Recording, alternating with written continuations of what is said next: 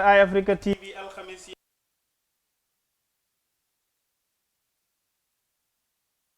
te kontaan te dellu si ci jotaay ji war a waxtaanee lépp lu jëm ci ni ñuy àndee kenn ci jotaay ji xam ngeen li ci gën a fës dinañ indi suñu studio stories yi Eye Africa TV Eye Africa online noonu tamit la ñuy indee suñu newspaper review indil leen lépp lu yeewoo ci newspaper yi ci seen i xët yaatal faram-fàccee lu nu mel ñu ngi ci ànd ak Fatmata Jaaju comme ni ñuy ànd ak moom ci jotaay ji saa su nekk Fatmata nuyu nañ la naka suñu jërëjëf maam ji bi delloo naa la ziar xanaa di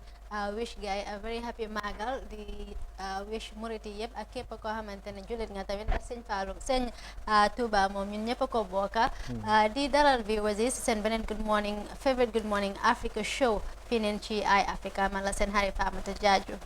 jaajëfal ko bu baax a baax Fatmata comme ni mu ko waxee rek ku xam Sénégal bi xam ne màggalu Touba bu jotee umma islam yëpp dañ ci bàyyi xel rawatina réew mi ay junne doomu aadama ñoo fi jógee dem uti foofu nga xam ne mooy ca Touba tey jii la màggal gi fas yéene ndar keppal foofa ñu ngi ñaan lépp lu farus ci ñaan yàlla na ko suñu borom nangu ñu dugg ci jotaay ji Fatmata nga ñëwal ñi ci li nga xam ne moom moo nekk tey suñu studio story si lan la ñu yeewu ak Eye Africa TV ci li gën a fës ci suñu waaw as usual we hit the studio stories first and then go with the newspaper review maam ji bi li njëkkee si suñ studio stories yi mooy press release bu PPP Guinea. PPP explains its position on Barrow's 5-year mandate. In a press release shared on Wednesday, the People's Progressive Party explained the rationale of its position to support the extension of President Adama Barrow's mandate from 3 to 5 years. The party said the fact that Coalition 2016 and Gambians came together to save the country from the dangers of instability and its incalculable consequences, the coalition is to be blamed for its weakening, including President Barrow stating that more effort could have been inserted to ensure the implementation of the 2016 coalition MOU activities. The People's Progressive Party is a moderate political party in the Gambia. It was the dominant ruling party from 1965 with President Sir Dawda Kairaba Jawara. He was elected for a 6th term of office in 1992, but was overthrown in a coup by young army officers in 1994. The party was banned from the 1996 and 1997 elections. It urged President Barrow to complete his commitment before the upcoming elections, such as to complete the security sector reform, complete the constitutional review, act on the recommendations of the TRRC, complete the much-needed civil service and judicial reforms, and undertake and complete the Land and Asset Recovery Commission.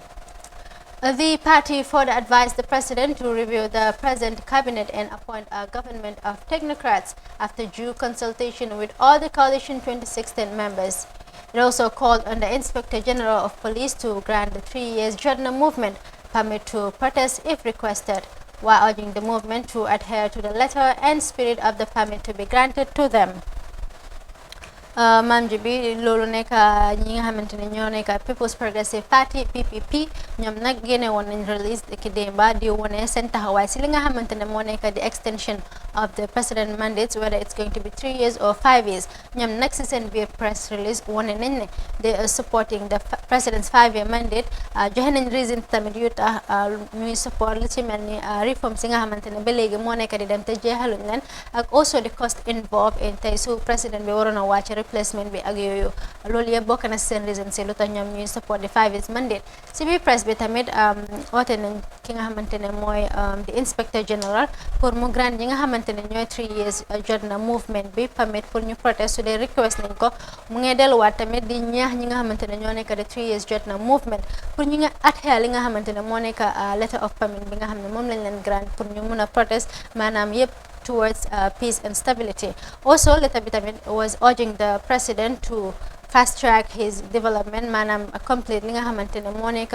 MOU activities yi nga xamante ne bokkoon na si MOU coalition MOU back in 2016 mu mun a jeexale loolu by the end of 2021 balaa ñu ne taamam bi jeex na fekk reforms yooyu yëpp ak activities yi nga xamante ne waroon na ko complete within his mandate mu jeexali ko.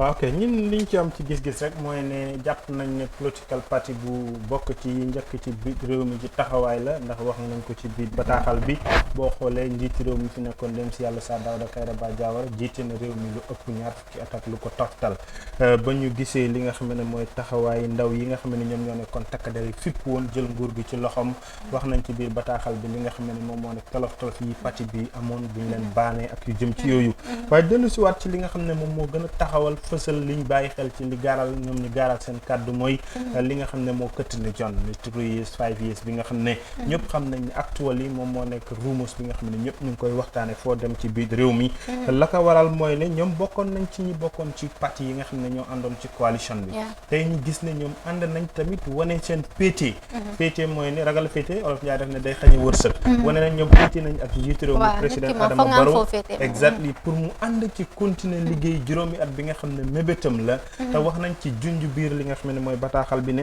dafa am yu bokk ci ponk yi nga xam ne ñoom dañ ko nangutoo woon comme coalition mooy réforme li nga xam ne moom moo nekk constitution bi defaraat li nga xam ne moo nekk wàllu kaaraange gi muy security bi taxawal li nga xam ne moom moo nekkoon Jaane commission ngir xool alali njiiti réew mi fi nekkoon TRRC bi nga xam ne moo nekk di dem tamit yooyu yëpp bokkoon na ci liggéey bi nga xam ne moom moo nekkoon ci nangutoo yi nga xam ne coalition bi defoon nañ ko ba samp njiiti réew mi fi nekk muy président Adama Barrow buñ gisee tey mu dem ba ñii ne na wàcc ci ñetti at yi muy ñi nga xam ne ñoo taxawaayu 3 years bi ñoom dàqaluwuñu ñooñu seen taxawaay wane nañ ne ñooña tamit lañ leen di digle mooy nan ko teg ci yoon IGP ki nga xam ne moom tamit moo yore jiite lépp lu jëm ci kaaraange police yi moom tamit na leen jox li nga xam ne mooy kayit buy mandarga wane ne ñii am nañ right pour def li nga xam ne moom moo nekk seen protest loolu tamit jàpp nañ ne rafetlu nañ ko ñoom as a party wane ne citizen bu nekk am nga right pour li nga bëgg ñaxtu nga ñaxtu ko dem nañ tamit ci biir wax ji woo nañ njiitu réew mi tam dénk ko ne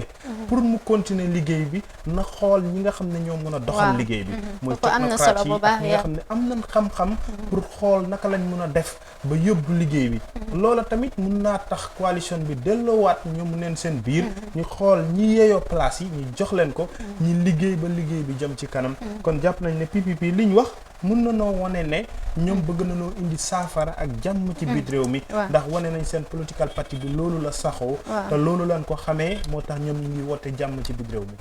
am na solo maam ji bi xam naa ñu move on to suñ next story bi ex-ECOWAS Vice President takes on TRRC lead counsel on AFPRC detention orders.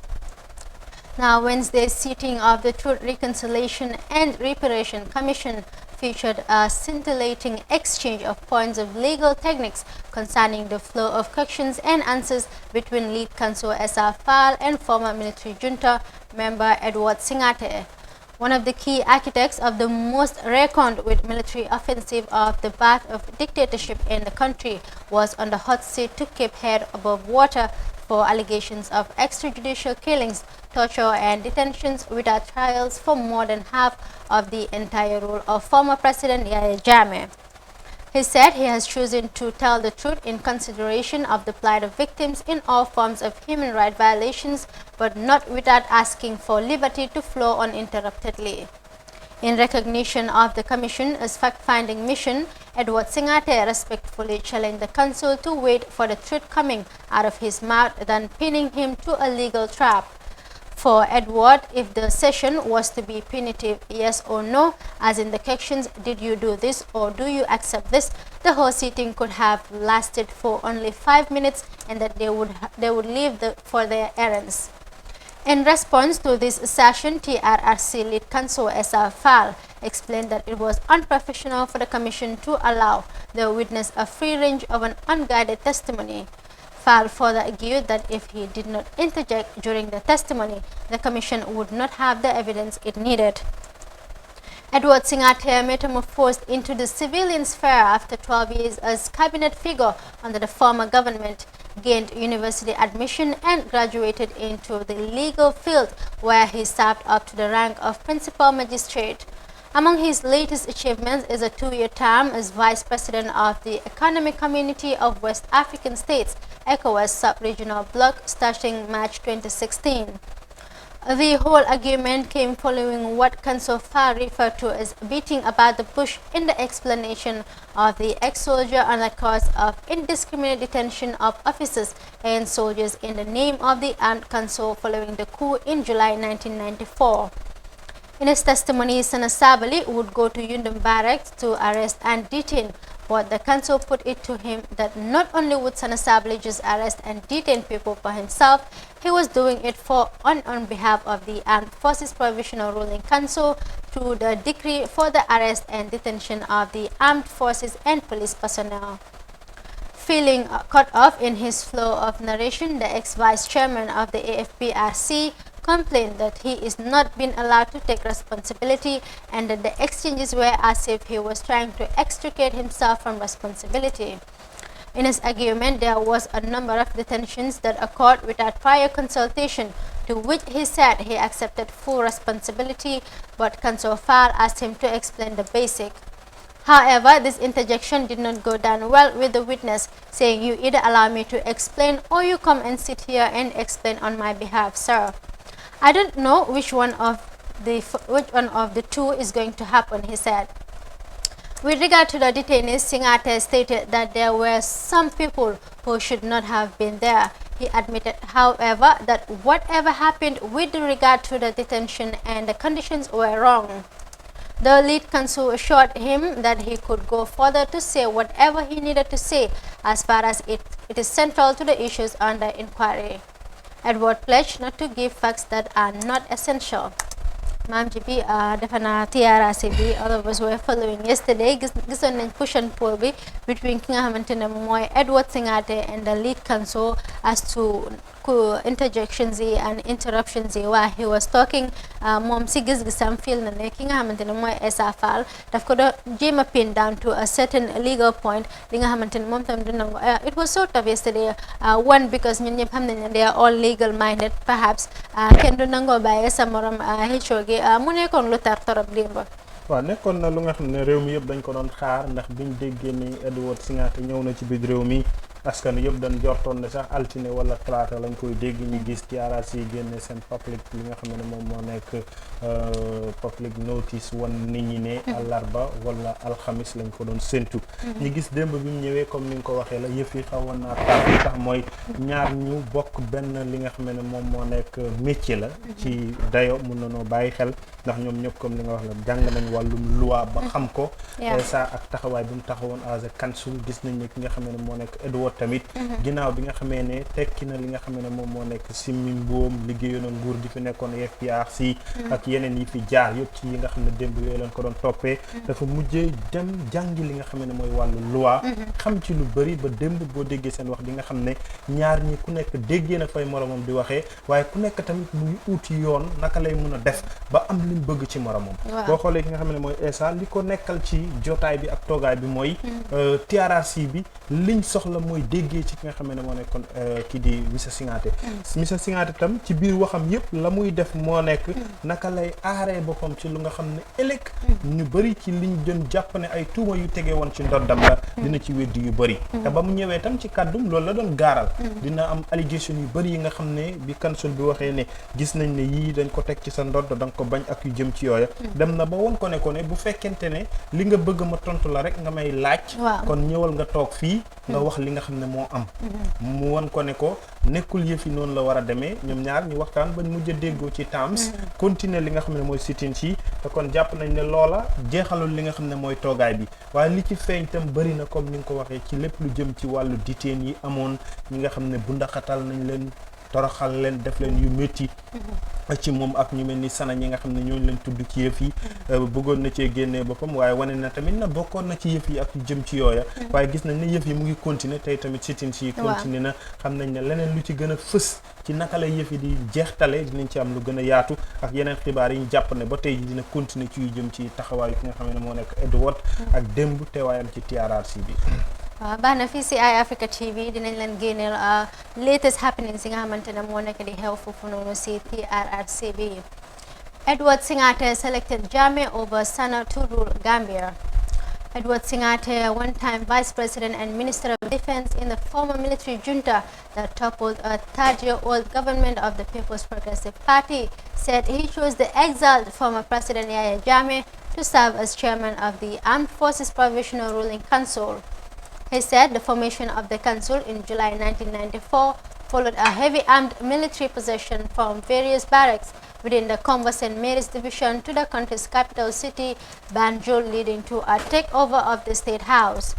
Singate said from this stage, Jammeh had the liberty to rule the Gambia until December 2016, when he was forced to go into exile by the coalition led by Adama Barrow upon the historic defeat of presidential polls.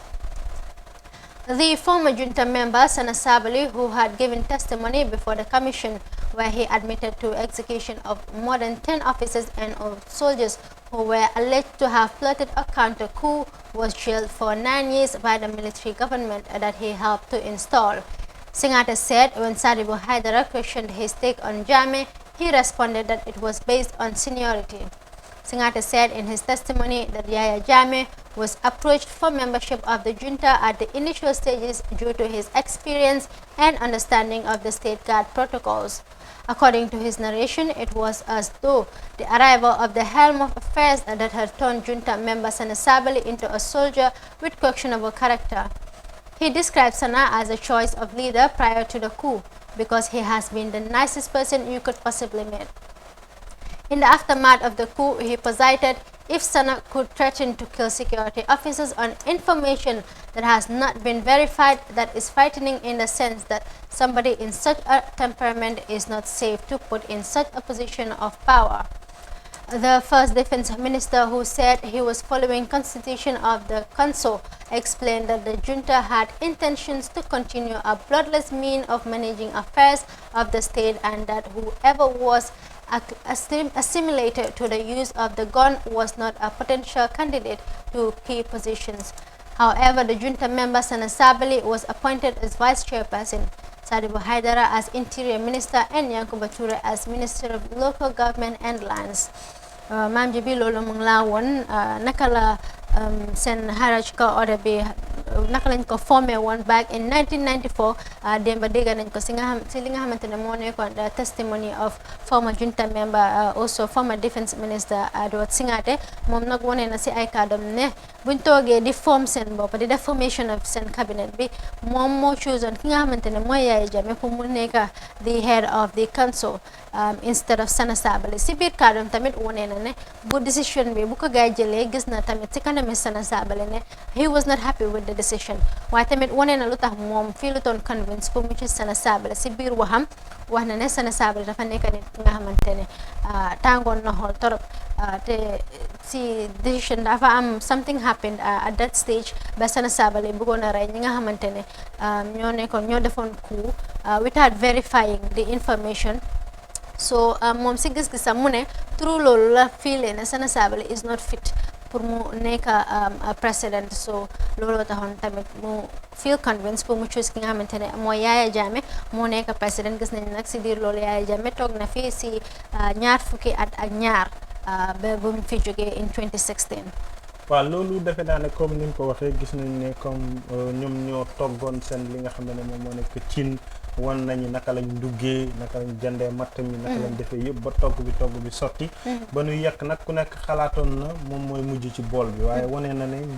moom lim gisoon rek mooy ne ki nga xam ne mooy Jammeh ci dayo bi mu amoon guddi yooyu noonu ak jege bi mu jege woon njiiti réew mi fi nekkoon ba xamoon lu bëri ci li nga xam ne moo nekkoon ci State House ak yooyu moo waraloon mu jàpp ne kooku moom moo yéeye woon pour ñu jox ko place bi. beneen tamit wax na ko ci wàllu Sana ñëpp gis nañ ne ñi déggoon kàddu yooyu Edward wax ko du bett nit ñi ndax boo gisee Sana ak Yaya Jammeh ñi teel a yàquwante wane na ne Sana lañ tànnoon ki nga xam ne mooy Jammeh moom àndu ci woon ci njëlbeen loolu yëpp jàpp nañ ne démb feeñ na ci dëgg ñi déggee ci kàddu yi nga xam ne moom la wax. leneen tamit ñi gis ne wax na ko ci li nga xam ne moom moo nekkoon seen doxalin ginnaaw bu seen pexe sottee ñoom ñi nga xam ne ñoom ñoo taxaw woon yëf yëpp tey ku nekk ci ñoom amoon na cër ak benn ndombal tànk ba nga xam ne jox nañ la ko ci wàllu doxalin bi nga xam ne ñoom dañ jàppoon ne loolu mooy doxal nguur gi ci yeneen yi nga xam ne moom moo nekkoon yéene bi ñu gis ne defoon nañ ko waaye tey gis nañ ci biir loolu wax na ci taxawaay bi nga xam ne tey Jammeh ñàkk na nguur ci diiru ñaar fukki at ak ñaar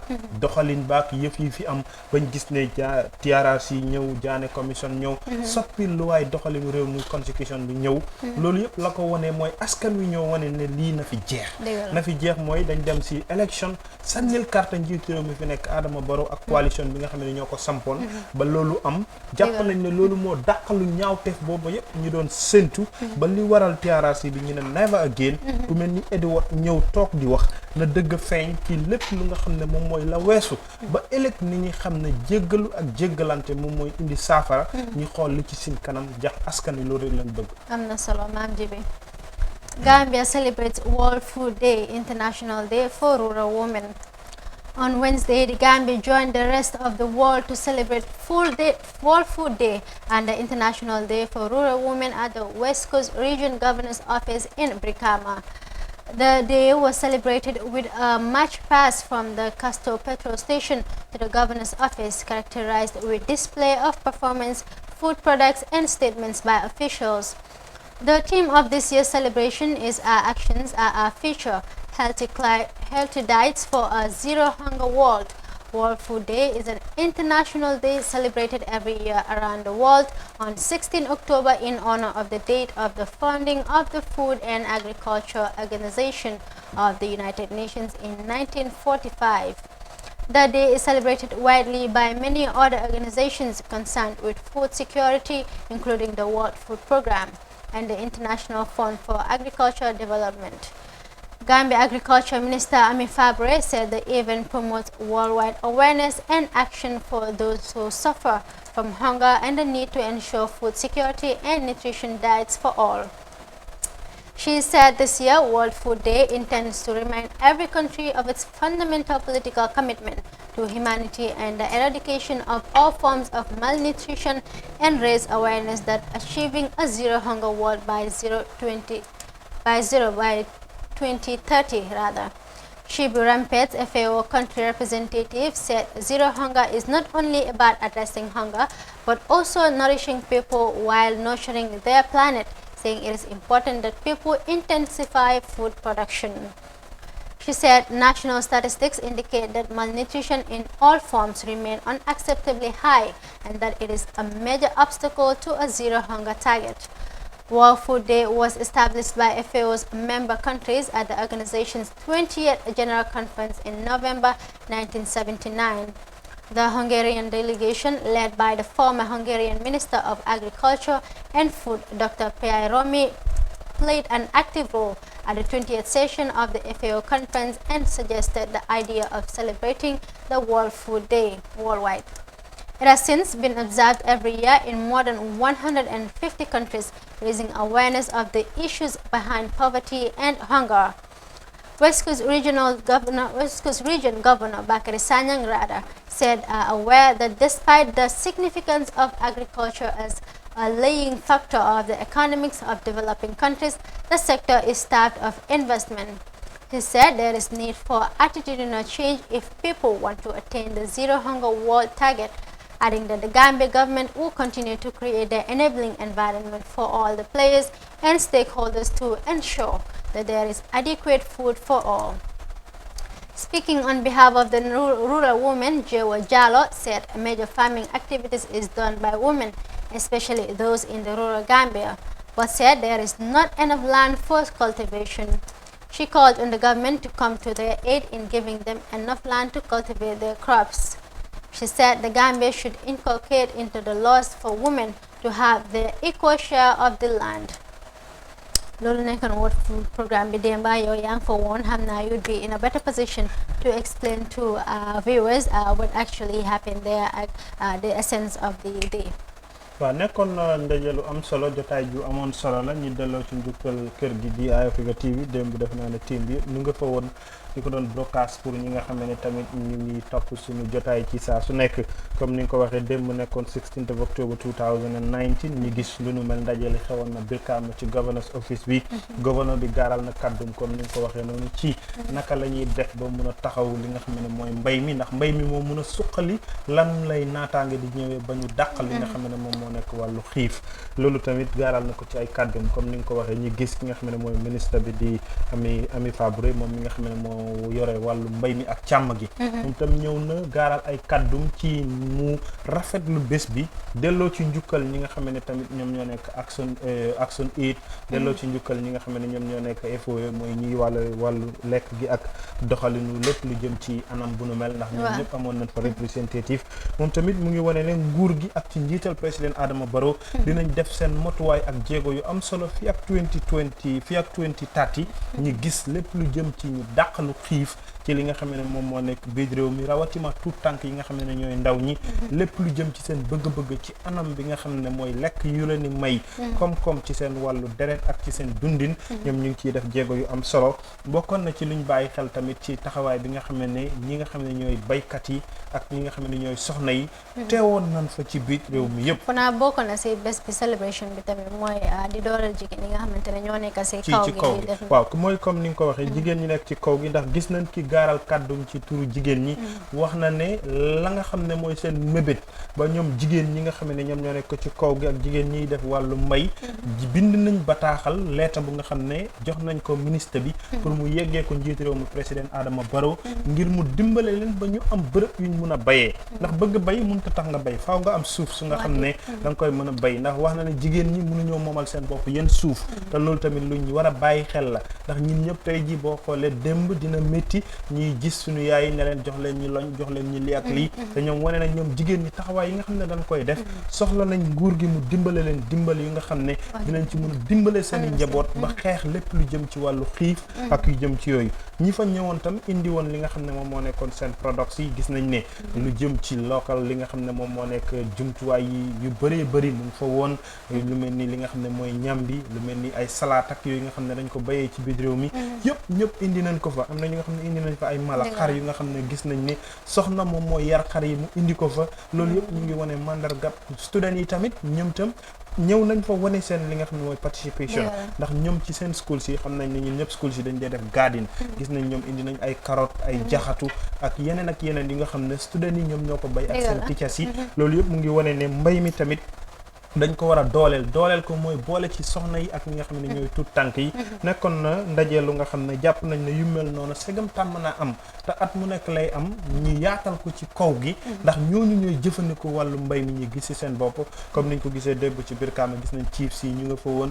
gouverneur yi bu mel ni gouverneur North Bank tam mu ngi fa woon te ministre bi nga xam ne moo jiite wàllu mbay mi segam teew na jàpp nañ ne saafara war naa mun a am ci lépp lu nga xam ne baykat yi jooytu nañ ko fa mu yeggee ko njiitu réew mi ba baykat yi mun a am li nga xam ne mooy seen bëgg-bëgg ci taxawaay bu nu mel am na solo maam ji bi fa naa wàllu mbay mi moom luñ si def rek tuuti na suñu effort si war nañ ko faa def especially the government jàppale jigéen ñi ak ndaw yi nga xamante ne pare nañoo bokk si li nga xamante ne mooy agriculture waaye ñaaka nañ ko leen dimbale ñu seetaat ko bu baax maam ji bi that brings us to the end of our studio stories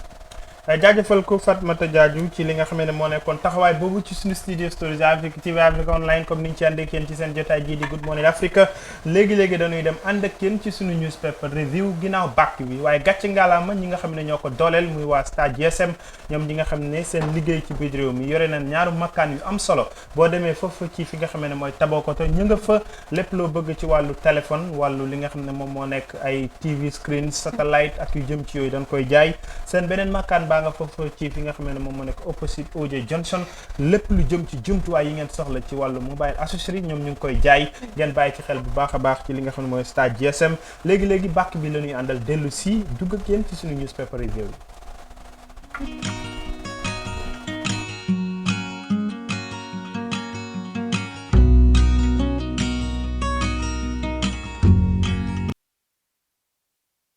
njeextalu bàkk bi moo ñuy dugal ci sunu jotaay newspaper review tey jii lu nu yeewoo ci sunu newspaper yi bokk na ci Voice newspaper, Fore newspaper, Standard newspaper. Fatmata moo ñu jukkil ci seen i xët ñu yaatal ci yenn ñu commencé ko ak Voice newspaper lan la nu yeewoo ci seen kàddu tey. waaw maam ji bi li gën a fees si kayiti xibaar yi Voice newspaper. Appeal court urges Sabali's lawyer to go back and advise himself.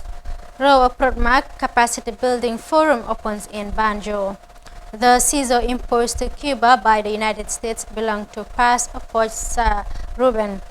Bibi Dabo is the leader of the Gambia for All Party. PPP asks who takes over the presidency if we go for 3 years. Fatal road accident in LRR claims 3 lives, several injured. Ex-AFPRC vice chairman says soldiers were served with rotten food. acca ñu commencé ko ak ki nga xam ne moom moo nekk Mamadou Sabally gis nañ ne këru attekaay bi delloo nañ kaddu ki nga xam ne moo koy taxaw ngir mu dem deferuwaat ngir taxaw li nga xam ne moom moo nekk ndawam loolu di Mamadou Sabally. am na solo. Abdoulaye Fati, counsel for former Secretary General and Head of Civil Service, Mamadou Sabally has been urged by the Court of Appeal to go back and advise himself on the case he wanted to defend before the court. The court for the old lawyer Fati to guide himself whether he will be appealing against the recommendations of the Janneh Commission or the white paper released by Gambia government that banned the former Secretary General from holding public office for the rest of his life. waaw loolu nekkoon xam nañ ne ki nga xamante ne mooy Mamadou Sabally nekkoon one time Secretary General also di doon liggéey under the regime of former President Jammeh li nga xamante ne mooy white paper bi nag condemn na ko from holding public office for life loolu nag mu nekk lu serious ba xamante ne moom nag jotoon naa file li nga xamante ne mooy appeal di court there ba den gis nañ démba ñi nga xamante ne ñoo nekk di justices present there ñu ngi doon advice ki nga xamante ne mooy lawyer bi koko doon jéem a xeexal itam ne ko pour mu dellu put house am in order ba pare mu xalaataat tamit ndax he is ready to take up this case also ndax he is going to appeal against the Janneh Commission report or the white paper itself because white paper bi na moom moo leeral ne ki nga xamante ne mooy Mamadou Sabally to hold that office to hold public office rather for his life for the rest of his life. loolu comme ni nga ko waxee du xibaar bu ees ndax li ko waral mooy gis nañ ne Mamadou Sabally bi white paper bi génnee wane nañ ne moom file na li nga xam ne moom moo nekk pour dem ci këru attekaay bi gën a mag tey buñ gisee loyam bi dem taxawu ngir xeex li nga xam ne moom moo nekk tey li tegu ci kaw ki nga xam ne mooy clientam di Mamadou Sabally ñu gis ñi yore attekaay bi tamit won ko ne ko na dem deferuwaat ngemb bu dee dafa bëgg ñëw pour taxaw ndawam ci li nga xam ne moom moo nekk loi bi nga xam ne white paper bi wala Janneh Commission bi wane nan ko ne dootul téye li nga xam ne moom moo nekk public office play ci li nga xam ne moom moo nekk giru dundam tey nag mu nekk ndaw lu nga xam ne ñëpp buñ déggee xibaar bi wax dëgg yàlla dañ ko xaw a méttit lu li tax mooy nekk na ndaw lu nga xam ne am na lu mu jot a liggéey ci réew mi te njiit réew mi fi nekkoon la doon liggéeyal gis nañ tam li ko dal ci biir liggéey boobu ba nu mu ci génnee ak yu jëm ci yooyu tey buñ xëyee dégg lu mel nii li nga xam ne moom moo nekk white paper bi tudd ko ci li nga xam ne mooy taxawaay bi moom mu jàpp ne lu ci bëri tuuma la yu tegee ci kawam wala daf ko weddi ba ut ki nga xam ne mooy loi bu koy taxawu ci xeex bu mel noona ñu xaar rek lan moo ciy feeñ ndax jàpp nañ ci biir bataaxal bi wane nañ ne 20 fan ci weeru novembre tamit ki nga xam ne mooy loyam bi mun naa demaat ci taxawaayam xool naka lay def ba teg yëf yi ci yoon ak lan lay wanante di mujjee ci gëtt lu jëm ci li nga xam ne mooy case bi ñu ngi ko adjourn ba 28 November 2019 exactly ñuy dem beneen ci ki nga xam ne moom moo nekk taxawaayu li nga xam ne moom moo nekk Banjul ci li nga xam ne mooy deferaat bi ak yu jëm ci yooyu noonu. The West African Network for Protection of Rights of Migrants, Asylum Seekers and Refugees Capacity Training Building for members opened at the Caraba Beach Hotel on Wednesday. Established in September 2014, the network is meant to strengthen refugees, internally displaced people, asylum seekers and migrants, and the network is partnering with the medical and international German NGO, and it's also working with Institute for Human Rights and Development in Africa. Amadumbo, Rowa Protmac coordinator, stated that the forum in the Gambia is meant to sensitize NGOs across Africa and the globe that are coming to the Pan-African Human Rights NGOs Forum and also the African Commission on Human and People session. He revealed that members attending the capacity building training are from Mauritania, Cote d'Ivoire, Senegal, Niger, Mali, Benin, Burkina Faso, and others, adding that all the countries has it programmed to conduct sensitization with their government. Mu nekk li jëm si wàllum capacity building maanaam yokk xam-xam si li nga xamante ne moo jëm si ay mbirum asylum seekers refugees ak nit yi nga xamante ne they are internal displaced maanaam si biir benn dëkk bi jóg nañ fii waaye dem nañ si beneen place yëpp si benn dëkk bi anyway due to conflicts or harassment or human rights violations yooyu yëpp bokk na si ñoom nag démba ñu ngi doon launch li nga xamante ne moo nekk di capacity building bu ñoo waaj a ñoo def si fii nii pour aid nit ñi ba pare create awareness among people regarding these matters. jërëjëf comme ni nga ko waxee rek c'est comme amoon na ci biir réew mi di biir li nga xam ne moom moo nekk Gambia wala Banjul comme ñoom niñ ko bindee ci seen bataaxal liñ ci mën a jàpp rek mooy ne ponk la ñoom buñ yëkkati wane naka la ñuy mën a def ba xeex yenn ci yi nga xam ne mooy dugg yi ci biir réew wala génn ci réew di dem ci réew ci teguwul ci li nga xam ne mooy yoon ak yu jëm ci yooya liñ ci mën a def rek mooy yee nit ñi ci xelal leen dig leen naka lañ mën a def ba fàggandiku yenn yi nga xam ne tey jii bu dee jógee nga ci biir réew mi jàpp ne yow li la fi génnee méngoowul ak yelleefu doomu aadama feneen foo dem tamit war nañ laa mën a jox li nga xam ne mooy sa cër ba boo fay jógee tamit nga ñi teg ko ci yoon ak yu jëm ci yooyu te gis nañ ne réew yu bari am na ñu fay jógee ci asylum yi nga xam ne ñëpp dañuy xam ne li teguwul ci yoon te loola pour ñu xeex nguur yi dañ bokk ci won leen lan mooy ak yelleefu doomu aadama ci anam yu mel noona ñi dem ak Foroyaa newspaper xool ñoom tam lan lañu yeewoo seen xët yi buñ ci jógee ñu jukki ci ay xët yaatal ko indi ko ci suñu jotaay ji di gën noonu Afrique comme ni ñu koy defee ci newspaper yi réew bi Foroyaa news making headlines. Singate admits several human rights violations by junta. Singate explains why they overthrew the PPP government. Commercial drivers say double fares via financial benefits. $26 million agricultural project launched. Question of the day reads, when should the TRC submit its report? ci ñi commencé ko ak ñi nga xam ne ñooy commercial driver yi ñoom lan lañ joytu ci li nga xam ne mooy pass yi nga xam ne éeg ak wàcc bi bari na ci biir réew mi. Some of the commercial drivers who ply between Westfield and Brikama and from Serekunda to Coastal Road areas say the double fares they ask from passengers have significantly improved their earnings. Some of them regret the challenge it poses to travel but put the blame on the lack of good road networks. Samandao, a driver who plies between Serekunda and Coastal Road, said before he started charging his passengers double fares for a trip, he was dismissed many times by his previous employers for falling short of the financial requirements. Limo, dina si sawar wax lool. Éeg ak wàcc bi Mbadou. waaw léegi wàcc bi métti na maam ñi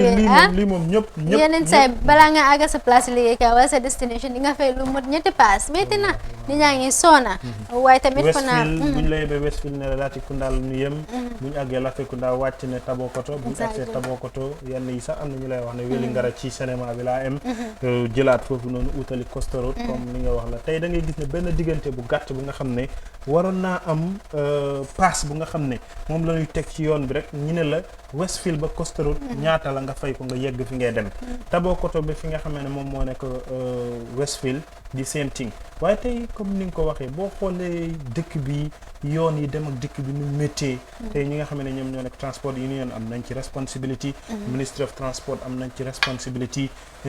askan wi seen bopp tam ñu am ci ak yelleef bu nga xam ne tey lii ñëpp dañ koy jooytu ñëpp dañ koy métti te du lu gënal askan wi waaw fanaa ñoom tamit ñi nga xamante ne ñooy drivers yi ñoom tamit wax nañ seen own side of the story I think part of the reasons tamit li nga xamante ne tam war nañ koo seet moo nekk di high rise of the fuel ñoom tamit loolu is a reason foog naa lu tax ñu di def loolu noonu bokk na si tamit mooy ne léegi-léeg profit bu ñu war a make at the end of léegi-léeg dinañ liggéey the whole day sa ñu ne according to them duñ am profit waaye daal leena moo xam naa ko si métti na si ñun daal sona nañ waaw métti na ci ñun moo tax ma ne la tey ñi nga xam ne ñoom ñoo yeeyoo pour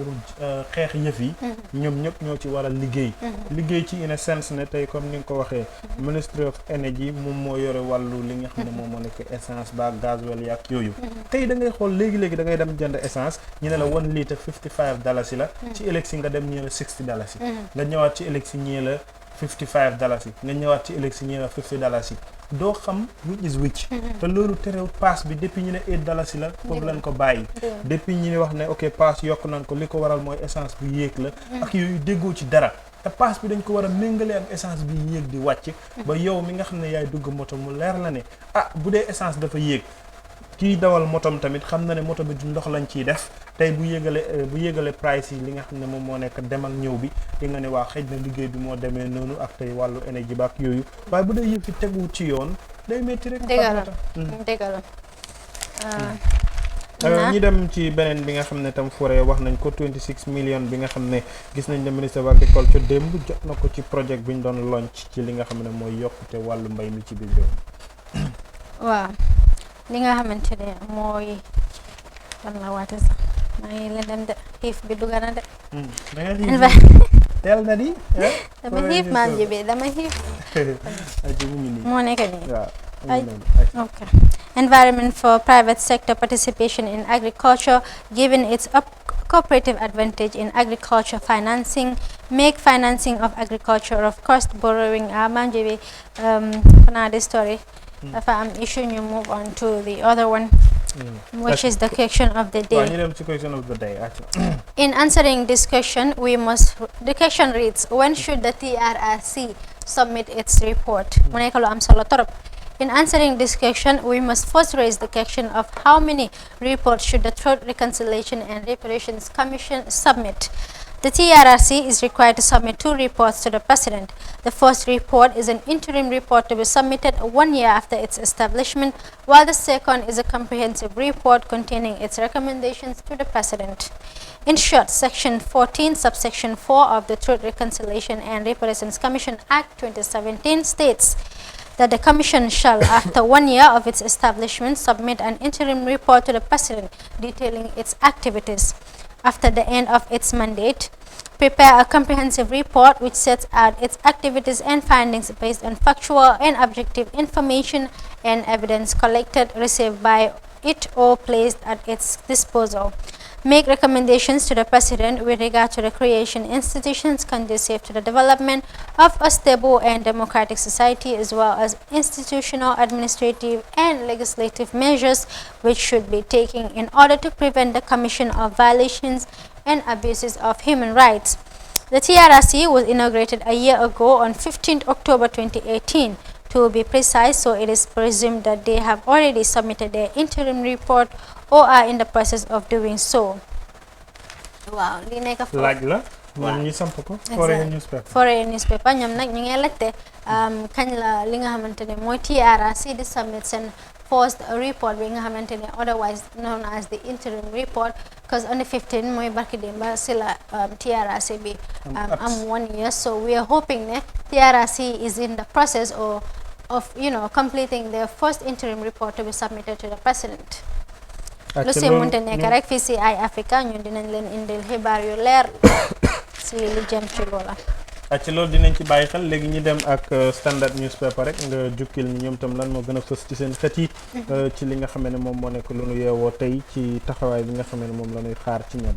li ci gën a fës Singate says Jammeh ordered them to take no prisoners on November 11. Musa Bachili urges Barrow to resign. Government should avoid Jammeh-era interference with the judiciary. 3 dead as bus collided with van in Bus. Jammeh almost abandoned coup that handed him power. ñi jukki bi nga xam ne moom lañ wax ci Jammeh tuuti konoon mu ñàkk nekk njiitu réew mi ndax bëggoon na ñàkk ànd ci jiiti bi. Former AFPRC member Edward Singate has informed the TRRC that former President Yahya Jammeh, who later became chairman of the AFPRC military junta, had in fact not been part of the original 1994 coup planners and had at some point wanted to abandon its execution. Dégg nañ démb ki nga xamante ne mooy Edward Singate si testimony mu doon leeral ne Yahya Jammeh bokkutoon si the initial plan. For now, the original plan itself sax moom ak Sana Sabally ñoom ñoo ñëwoon together come up with the plan, invite some people like Alaji Kante and one Ablai Kanta, if I can remember, that is what he said during his testimony yesterday. Da waxoon na ne tamit si diir process bi ki nga xamante ne mooy Yaya Jammeh demoon na ba bëgg a withdraw reason bi nag bëggutoon ko ki nga xamante ne mooy lead counsel mu ngi ko doon jéem a get from him, trying to get him to say what the reason was. Di collected na Yaya Jammeh was coward because ñu bari wax nañ ne he was a coward, waaye ki nga xamante ne mooy Edward Singate mu ngi doon jéema exactly mu ngi doon jéema bañ loolu te dugut si biir Moussa Bathily moom mi nga xam ne moo fi nekkoon jiital gaaj ci lan la wax gàpp wow. The Secretary General of the Gambia Action Party, Musa Yali Bathily, has called on President Adama Barrow to immediately resign, warning that failure to do so could lead to the country into serious economic crisis. Speaking to the Standard Exclusive Tuesday, the GAP Secretary General said lack of capacity and accountability in the Barrow administration is a threat to the national security. Wow. Musa Bathily waati na Bathily dégg ngeen moom la wax ci Standard newspaper loo leen ci bëgg yaatal dem leen seeti ko ñii dem seeti tiis bi nga xamee ne tamit am na muy accident bi amoon ci démb fi nga xamee ne mooy ci jaara tamit. There has been another fatal road accident, again claiming 3 lives. According to Police Commissioner King Colley of the Mobile Traffic Division, this latest tragedy happened near Bureng Village, Jara East LRR, when a 22-passenger Gele van collided with a GTSC express bus. accident yi nag mu ngi bëri ci yoon bi gars yi nañ ko moytuwaay ministre of agriculture baa ngi noonu ci forêt newspaper rek comme wax nañ ko gars yi ñu reliable ak suñ information. Yeah, the Ministry of Agriculture, with funding support from the Islamic Development Bank, launched a $26 million agriculture project on Monday 14 October 2019 at a local hotel in Senegambia. Li nga xamante ne nag mooy Ministry of Agriculture bi démba launch nañ $26 million grant from the Islamic Development Bank. Loolu yëpp pour dooleel li nga xamante ne mooy agriculture. Wax nañ fi sànqane nit ñi bari nañu bëgg a béy, bari nañu nekk di gëstu wàllu mbéy mi, waaye ku leen di dimbale ndimbal bi lañ laaj. Foog naa lii moom wokkate bu dajee gëstu la, hoping ne it will be implemented in the right way. jërëjëf sant nañ la gërëm la waxtu bi jàmm nañu lii la ñu amoon tey ci suñu jotaay Good Morning Africa. waaw jërëjëf maam ji bi kontaan trop share plateau bi ak yow di jaajëfal ñi nga xamante ne ñooy viewers yi always ñu ngi stay put di ñu xaar saa yuñ fi ñëwee rek ñu jàkkaarloo ak ñoom Monday to Friday as always di leen dig daje ba suba same time.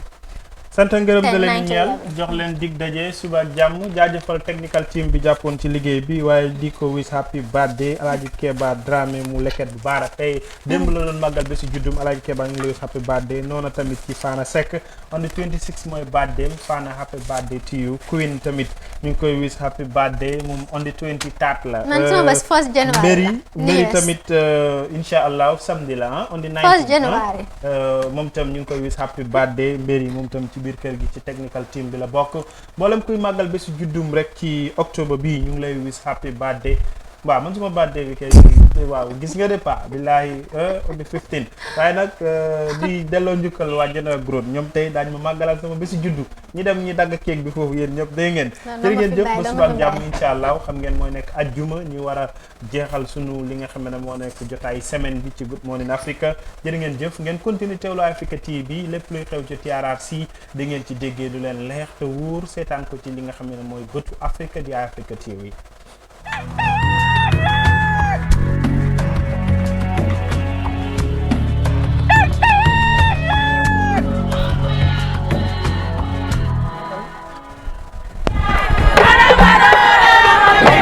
There is a strong belief that the United Democratic Party is responsible for the current political mishap in the Gambia. The party stands accused of pinning Barrow to the seat right at the beginning of his presidency. In those days, UDP members coined the phrase, "Barrow is our Barrow," in claim of total ownership of